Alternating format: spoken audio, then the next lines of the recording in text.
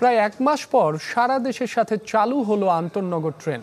দুপুরে দিনাজপুর ছেড়ে আসে ঢাকাগামী পঞ্চগড় এক্সপ্রেস। এতে স্বস্তি ফিরেছে যাত্রীদের মাঝে। অপ্রীতিকর পরিস্থিতি এড়াতে স্টেশন চত্বরের নিরাপত্তা জোরদার করা হয়েছে। আগের মতোই টিকিট মিলছে অনলাইন ও কাউন্টারে। বিকেলে রাজশাহী থেকে ঢাকার উদ্দেশ্যে ছেড়ে আসে পদ্মা এক্সপ্রেস। বৈষম্য বিরোধী ছাত্র আন্দোলনের কারণে গত 18 জুলাই থেকে বন্ধ রাখা হয় ট্রেন চলাচল।